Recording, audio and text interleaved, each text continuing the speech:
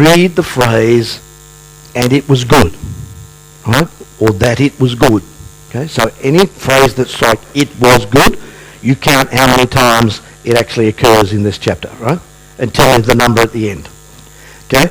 If someone else wants to count the it was so's and the other expression, that's fine if you think you need to do something to keep yourself awake. In Genesis chapter 1, verse 1, we read this. In the beginning, God created the heavens and the earth. And the earth was without form and void, and darkness was on the face of the deep. And the Spirit of God was hovering over the face of the waters. And God said, let there be light. And there was light. And God saw that the light, that it was good. Have you got that one? Good. Those three phrases they're looking for. It was good, and it was so, and after his kind. So God saw the light was good, and God divided the light from the darkness. And God called the light day, and the darkness he called night. So the evening and the morning were the first day. Please note that. Then God said, let there be a firmament in the midst of the waters, and let it divide the waters from the waters. Thus God made the firmament and divided the waters which were under the firmament from the waters which were above the firmament, and it was so. Well, there's one. God called the firmament heaven. So the evening and the morning were the second day. And God said, let the waters under the heavens be gathered together into one place, and let the dry land appear. And it was so. And God called the dry land earth, and the gathering together of the waters he called seas. And God saw that it was good. Then God said, let the earth bring forth grass, the herb that yields seed, and the fruit trees that yield fruit according to its kind. Well, that's a good one. Okay. And it was so. And the earth brought forth grass, the herbs that yield seed according to its kind, and the tree that yields fruit, whose seed is in itself according to its kind. And God saw that it was good. So the evening and the morning were the third day. Then God said, let there be lights in the firmament of the heavens to divide the day from the night, and let them be for signs and seasons and for days and years. And let them be for lights in the firmament of the heavens to give light on the earth. And it was so. Then God made two great lights, the greater light to rule the day, and the lesser light to rule the night. He made the stars also. God set them in the firmament of the heavens to give light on the earth, and to rule over the day and over the night, and divide the light from darkness. And God saw that it was good.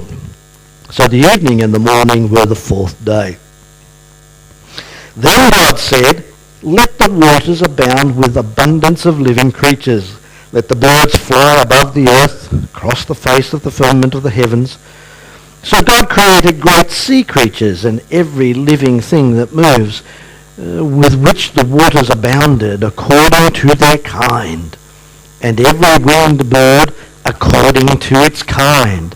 And God saw that it was good. And God blessed them, saying, be fruitful and multiply, fill the waters in the seas, and let the birds multiply on the earth. So the evening and the morning were the fifth day. Then God said, let the earth bring forth a living creature according to its kind, cattle and creeping thing and beast of the earth, each according to its kind. And it was so. And God made the beast of the earth according to its kind, cattle according to its kind, and everything that creeps on the earth according to its kind. And God saw that it was good. Then God said, let us make man in our image, according to our likeness. Let them have dominion over the fish of the sea, over the birds of the air, over the cattle, over all the earth, and over every creeping thing that creeps on the earth. So God created man in his own image. In the image of God created him. Male and female he created them. Please note that. Then God blessed them, and God said to them, be fruitful and multiply, Fill the earth and subdue it. Have dominion over the fish of the sea, over the birds of the air, over every living thing that moves on the earth. And God said, See, I have given you every herb that yields seed, which is on the face of all the earth, and every tree whose fruit yields seed. To you it will be for food.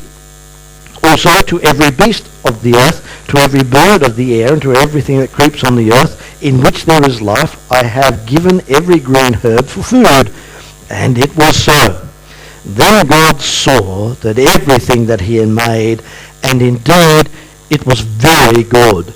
So the evening and the morning were the sixth day. I'm sure God will bless to us the reading of his precious word. So, James, how many did you get? Did you get 7? Actually, I'm really impressed because there's 7. Okay? The first, let me just do that again and organise that a little bit better. There we go. The first phrase that's important in our understanding is, and it was so. And it simply means this simple phrase. That's how it happened. That's exactly how it happened. Then we read, it was good, and this is important for us to understand. There's probably, I looked it up and there was 23 or something different definitions of the word good. But among them was this, that good means complete and functional. And that's the meaning of the word here. And then the other phrase, which is significant, is after his kind. God created the world, and especially the animals and the plants, after his kind. And it simply means, very simple, he created cats as cats, and dogs as dogs, and horses as horses. Okay? And so we need to take these 3 phrases and really burn them into our brain. These are the things that are important. So let's say them together. And it was so. All together? And it was so. And it was good. And after his kind. All right, say it again. And it was so. It was good. After his kind. Say it again. And it was so. It was good. After his kind. These 3 phrases help us to establish who we are and how God has actually created the world. And there are 3 basic things to learn this morning, and it's this, that God created everything in a 24-hour period, 6 days of 24 hours. We believe here very simply that God made it plain that that was 6 days. And this is identified in chapter 1, verse 5, where he identifies us, or he identifies the morning as the evening and morning. The context of a day, as is written here, is in the idea of one evening and one morning, making up a day, making up a 24-hour period. There's another thing that we need to learn. He goes on and says it again in verse 8, 13, 19, 23, 31. The same phrase, the same idea, the evening and the morning was the first day. The evening and the morning was the second day. And so the concept of one day, a 24-hour period, is very, very strong here in Genesis chapter 1. A day, what does the word mean? How do we then rely on this a day, the day? Well, it's identified by this structure of morning and evening. If it was that day in this context was meant to be some other time period, it couldn't be described as morning and evening. That would just not make any sense. If it was that God created over thousands of years and each of the day was a very long period of time, then it would make no sense for him to then use the phrase morning and evening to identify that time period. So this is a very strong thing for us to realize. The actual word is the Hebrew word yom. Okay? The Hebrew word yom means day. And it actually means 24-hour period. Just what we understand as a day, morning and evening. There's another significant thing that we must recognise here. And it's this, that as we look through the Old Testament, which is written in Hebrew originally, every time the word day is used, it's the same word. So here's the context.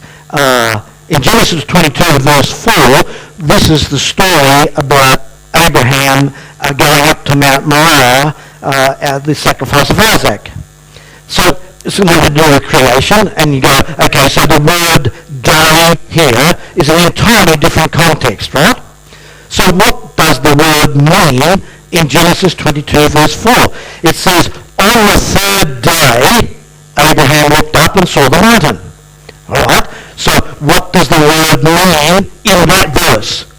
And the mean on the third day is just a day like any other day. The first day or the second day, on the third day. And God, in his wisdom, has described this and used the word yom in that simply to describe a day. The question then is asked, if then we go back and think in the context of our day, look, it could have been thousands of millions of years that God created, or, evolution had some sort of involvement in creation, and it wasn't just a 24-hour period, then why on earth would he use the same word for Abraham on the third day, he went off and did this, and use exactly the same word in creation where on the first day, this is what he created? It makes no sense if the word is the same word. So again, we identify a short creation by these concepts. Morning and evening, and the word yom, which means day in Hebrew, is used exactly the same in all other sorts of instances where a day is spoken of.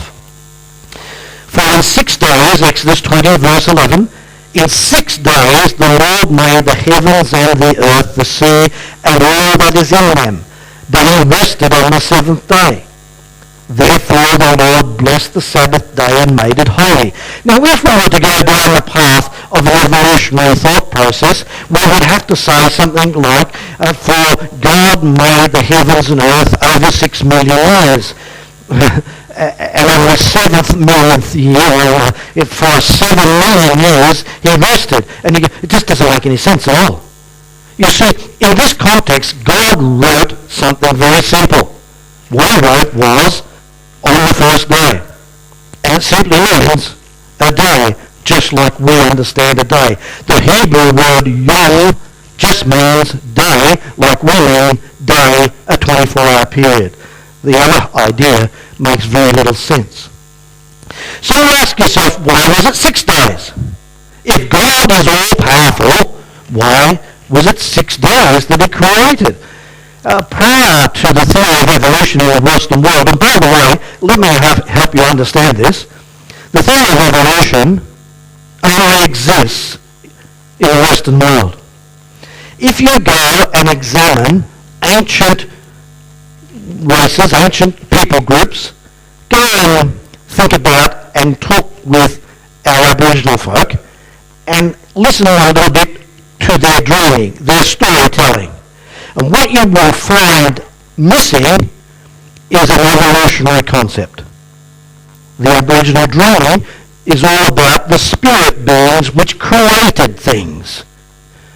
There is no idea in Aboriginal culture of one organism evolving into another over hundreds of millions of years. This is only a Western world fallacy brought into being in the 1800s by the dismissal of the existence of God. Now, you understand this. If we say there is no God, actually God's got a description for the people who actually say that in Psalm 14 of verse 1. He says, the fool has said in his heart there is no God. And so those who say there is no God, God already has described them as foolish. It's a foolish thing to do. So prior to this influence in Western thinking, the whole question was, why did God take so long? If he is all-powerful and almighty, why did he take 6 days to create the world? Couldn't he have just in the instant go bang instantly and for everything to be created? Well, I guess he could. God is all powerful. That's a concept that could have happened. So why did he take 6 days? Well, of course, as you know now, after the influence of evolution in the Western world, we have the reverse question, and we go, why so short? Surely that can't happen. Things can't happen instantly. Things can't happen in a day. That's just not possible. The world says it takes millions of years for things to occur. Michael and I were talking about it earlier this morning. It takes millions of years for rocks to form, except if you're at Mount St. Helens some years ago when the volcano erupted and all the volcanic ash turned into hard rock in about 10 years. That's a bit of an exception. Okay? The evolutionists don't want to talk about those ones. So, why so long? Why so short? Well, I'm going to answer the question, why so long? The why so short one, for me, is dismissed. I don't believe in evolution at all. So the theory is God created in 6 days. We read that here in Genesis chapter 1. Why so long, if you like? Why did he take 6 days? Well, I think the first reason is a mother's reason. Have you come across mothers in your life? You know, I'm sure James has this experience. I'm sure we've all had this experience, and because a young mind often questions mum's directions or dad's directions, yes? And often the answer is, because I said so. Isn't that the truth? Well, in this instance, how come God took 6 days? Well, I don't really know. It's just what he said. Now, do I actually believe God exists? Yes, I do. Do I believe that God knows what he's doing? Yes, I do. Do I read and therefore believe that God said he did it in 6 days? Yes. So he said it. I'll just accept it. However, I have an intelligent mind, and I've thought about some reasons why. Maybe it's because in these 6 days, God has actually shown his care and his love for his creation.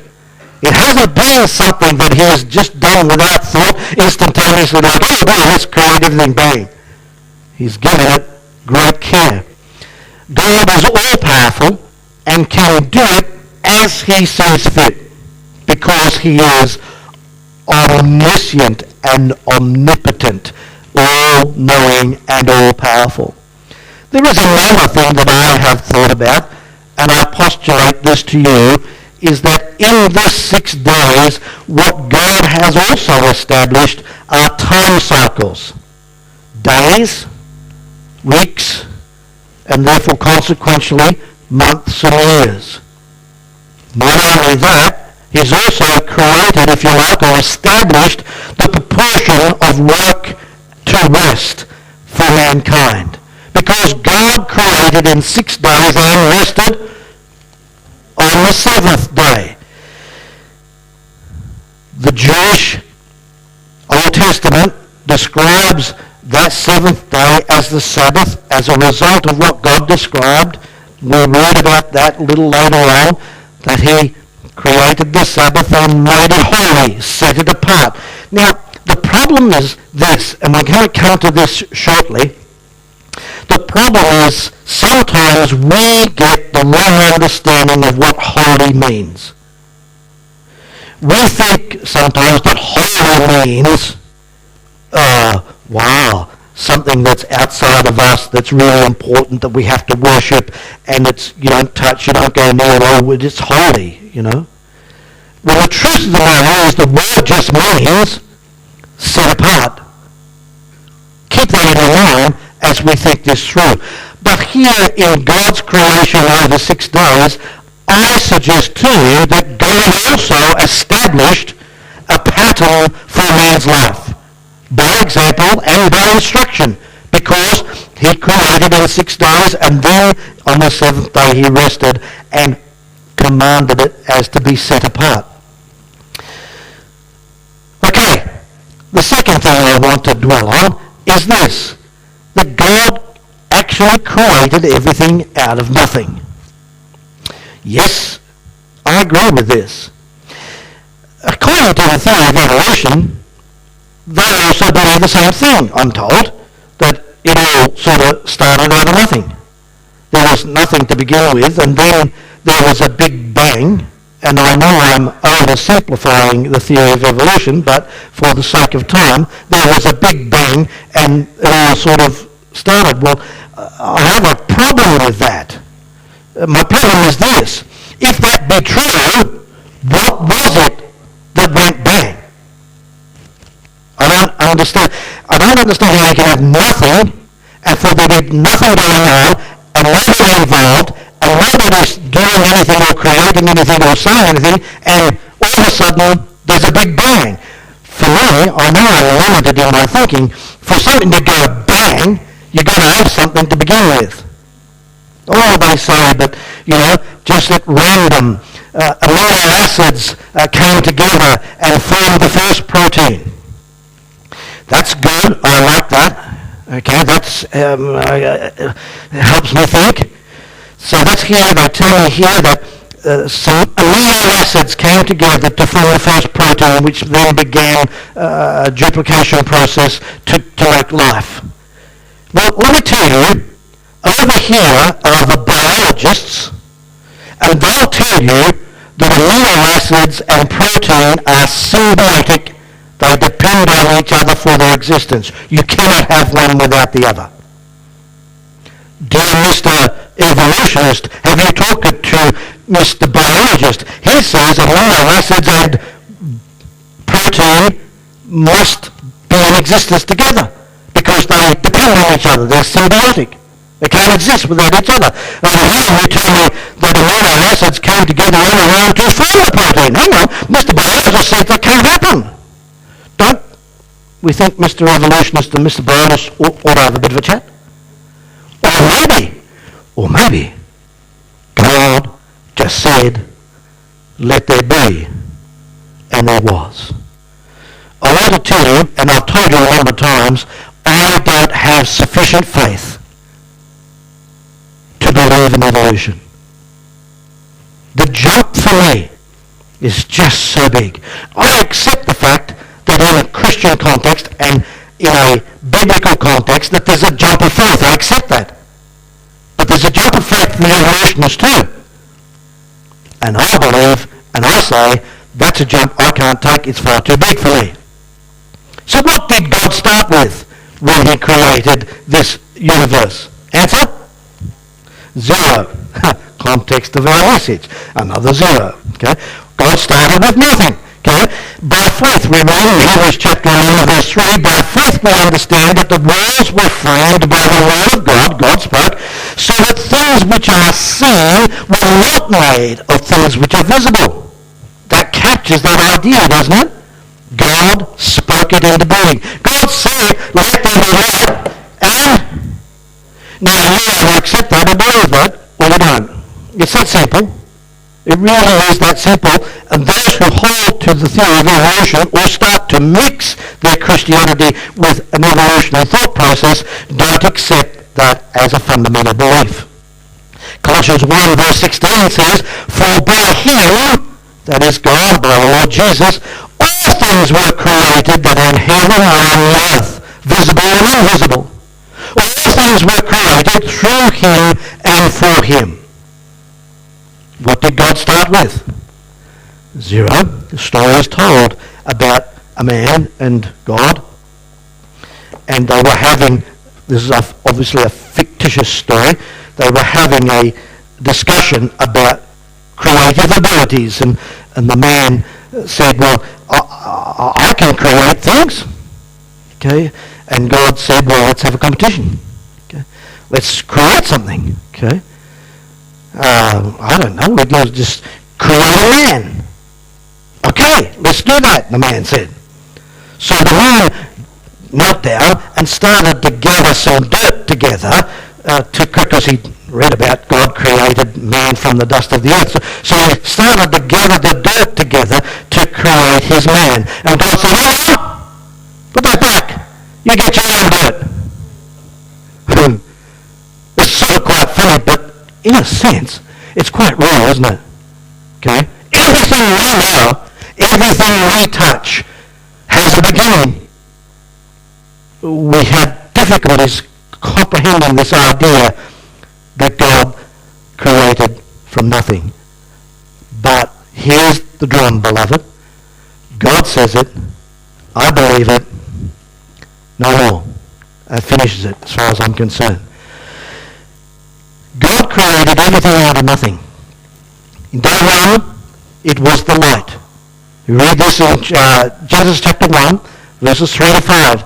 The 6 days of creation go like this. Day 1, the light and time. In day 2, it was the sky and the separation of the waters, verses 6 to 8. In day 3, it was the dry land, the bodies of water, and the plants, verses 9 to 13. If you look at verses 4 to 19, that should be 14 to 19, by the way, if you're following that sequence there. It was the sun and the moon and the stars and the planet. And then on day 5, it was the fish and the bird. Hang on. Just run this by me. Okay? We understand. We learned this in school. The sun is the source of light. Yes? And plants have to have light to be able to exist. So how come the plants were created on day 3 and then the sun on day 4, the plants existed without the sun? How come that works? There's a good question. Now, do you remember what we said about the beginning? Why did God take 6 days? Answer? Because he said he did. Why did the plants happen before the sun and moon? Well, I'll tell you what. What did God create on the first day? Light. So there was light in existence before the plants. The plants at that time weren't dependent upon the sun, which is now our source of light. There was some other source of light. I wonder what that source of light might have been. Jesus said, I am the light of the world. In the New Jerusalem, there will be no sun because God is there and he's the light. Do you think it might have been that God actually made the plants and made them live? I think so. So the logic actually does follow. Light did exist before the plants came into being. It wasn't dependent upon the sun and moon in that whole time and space spectrum that we have, because that is what God did. Then the fish and the birds on day 5. Have you got that? I want to dwell this. I want to drill this.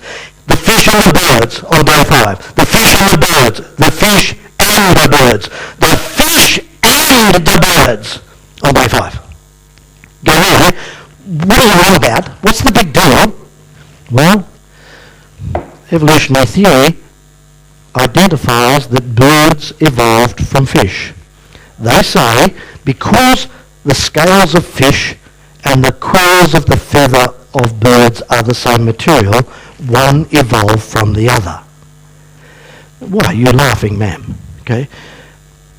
Well, it's laughable if you believe what God said. Okay. Which fish decided that it wanted to be a bird? And how did that happen? Do you understand? And I'm not wanting to belittle what is being said, although it appears that way. I want to make this point. It's just a step of faith I can't take. Way too big. God said he created the fish and the birds on the same day. Not one after the other millions of years afterwards. On the same day. Fish were fish and birds were birds. Fish were fish and birds were birds. And now fish are fish and birds are birds. And there's actually been no change. Fish are still fish and birds are birds. I tell you what, if you go down to the bridge down here and you chuck your line in the water, you will not catch a bird. Went to the Crocodile. What's his name? Steve Irwin and the Crocodile in the Australian Zoo, and the Crocodile is a big sort of auditorium sort of thing with a big pool, and the croc comes swimming in, and they feed the big croc. He jumps up out of the water and takes the chicken out of his hand. You know, it's all very good. And the man who said, it wasn't Steve Irwin at the time, but the man who was doing it made this point. Okay, this crocodile, and he's been like this for 65 million years. Well, he got one thing right. It's not 65 million years, but he's always been a croc. And he's always going to be a croc. And he's never going to evolve into a mouse. Or something else, for that matter.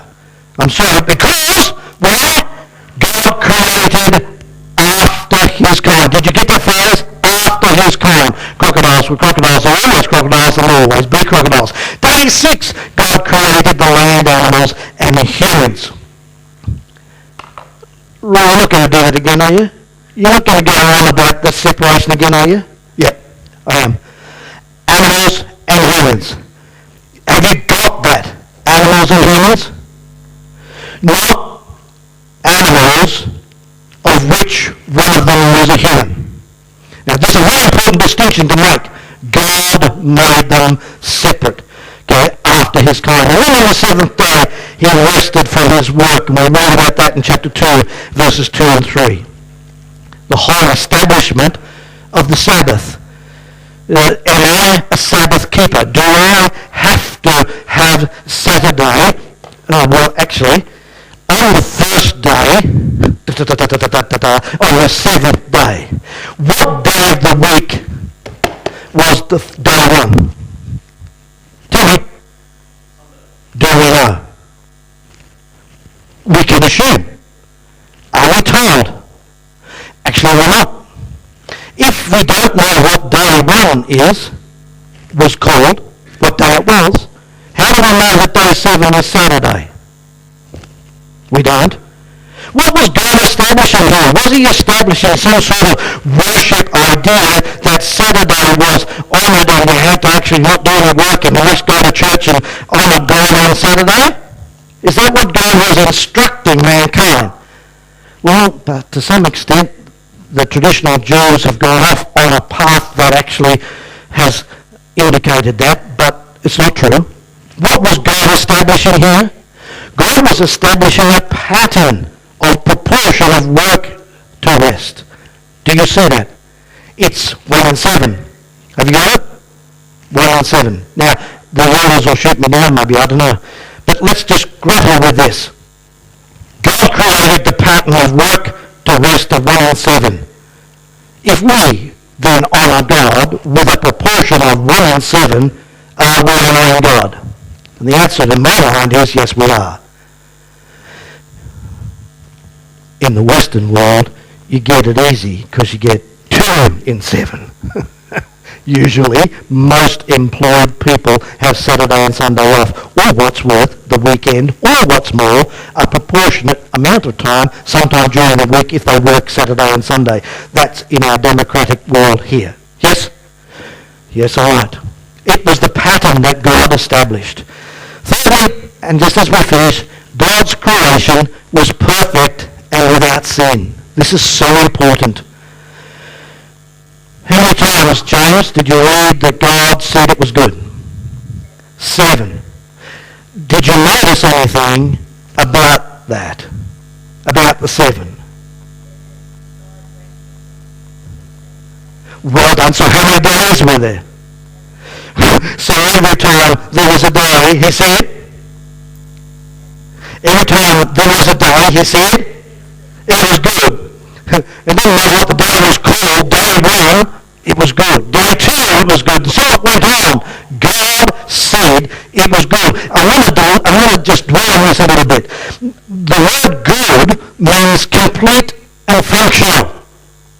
If you're going to take your 2-metre Ford and take it to your garage or whatever you're interested in, maybe it's going to be a 26 Chevy or something like that, or maybe, I don't know, I've got to cover the Chrysler boys somehow. But anyway, whatever your particular interest is, and you're going to restore it back to its original condition, when you're done and you stand back and it's glowing where it's glowing, you say, it's good. Don't you? When you've cooked the dinner, and you've laid your response is likely to be, that's good. Yes? And it means complete and functional. Complete, perfect, when God created, the word perfect means complete. And functional means ultimately it's going to work and there's nothing more that's needed to be done. In science, we learn that matter can neither be created or destroyed. This is in a science class. It's called the law of conservation of matter or mass.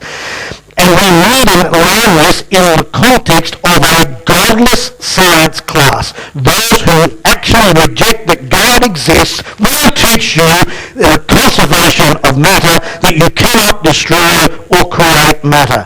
If you take a block of ice and you melt it, you get water.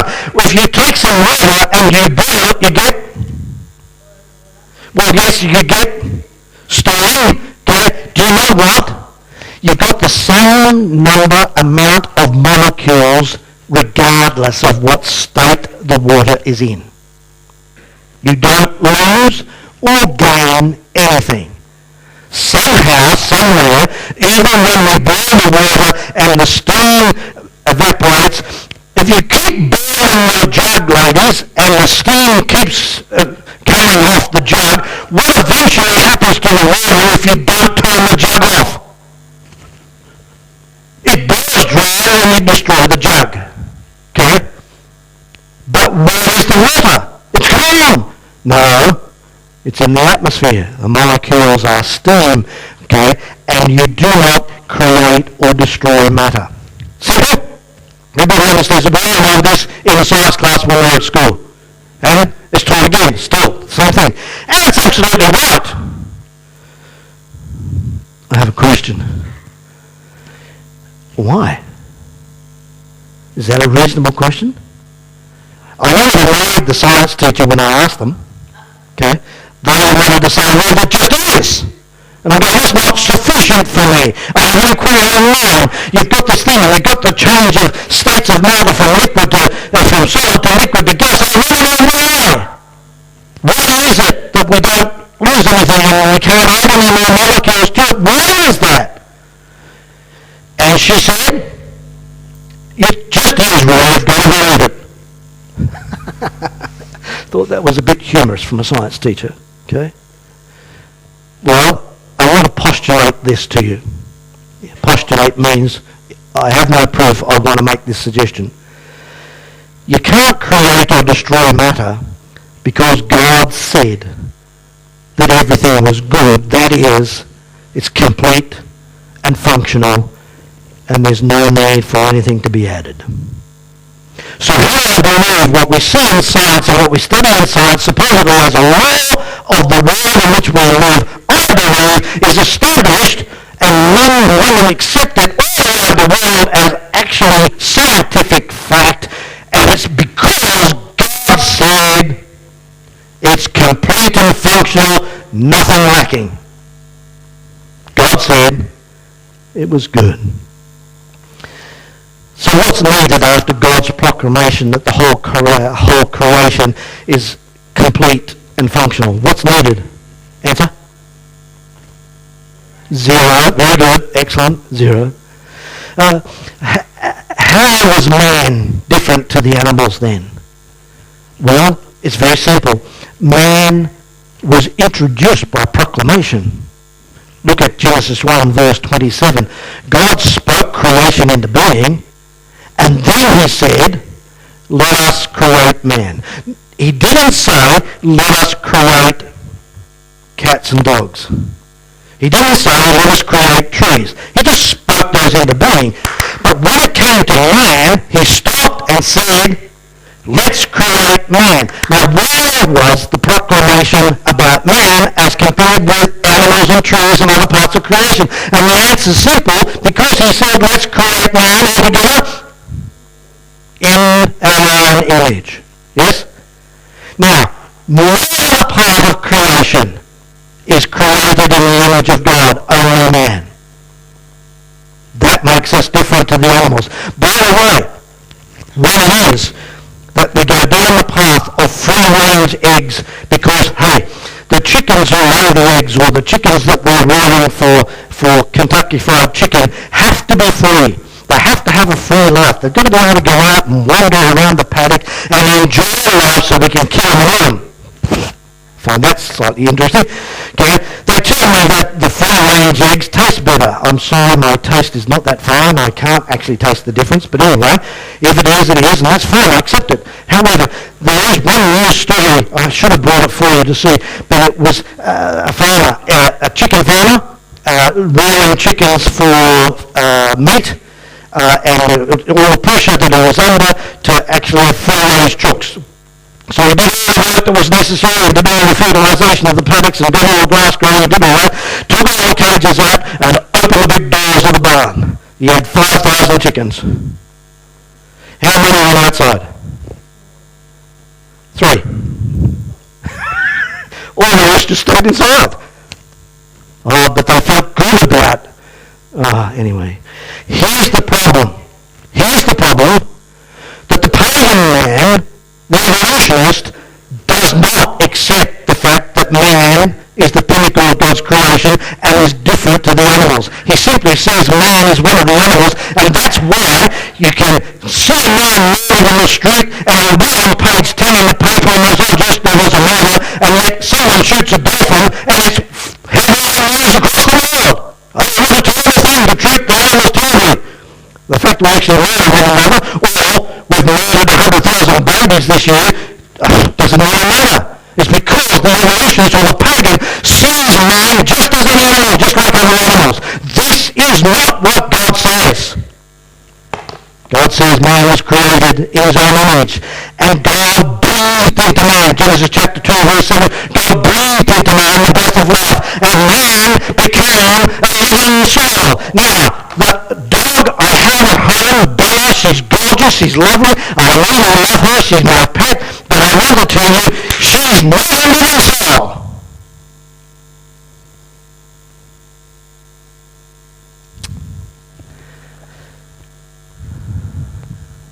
The trees outside are not a living soul. And you can go outside and hug the tree as often as you want, and the tree won't feel any better.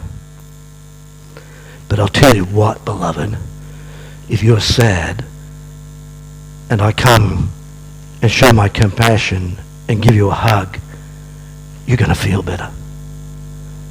And do you know why? It's because you're a living soul. Makes a difference. I will praise you, the psalmist says, for I am fearfully and wonderfully made. Marvelous are your works, and that my soul knows very well. God created out of nothing. So what needed to be added to mankind? Absolutely zero. Now this is very important just as we finish.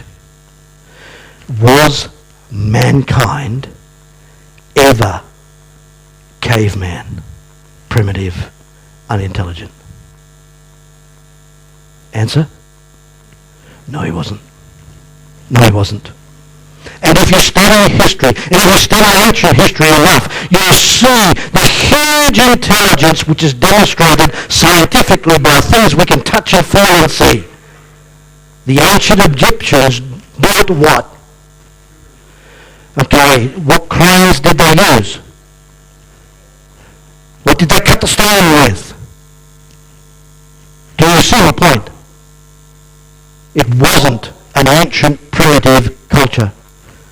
They were intelligent, well-developed, different to us, okay? And I know our technology is different to theirs.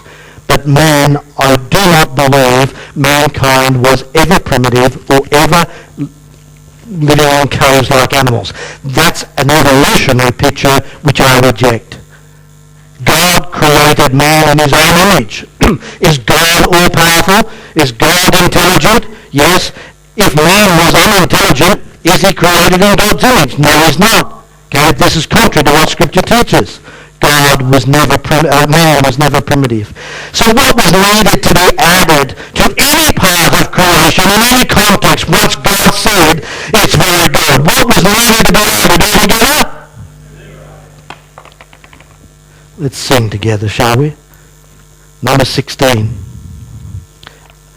You say, well, what's the purpose of this today? And the purpose is very simple.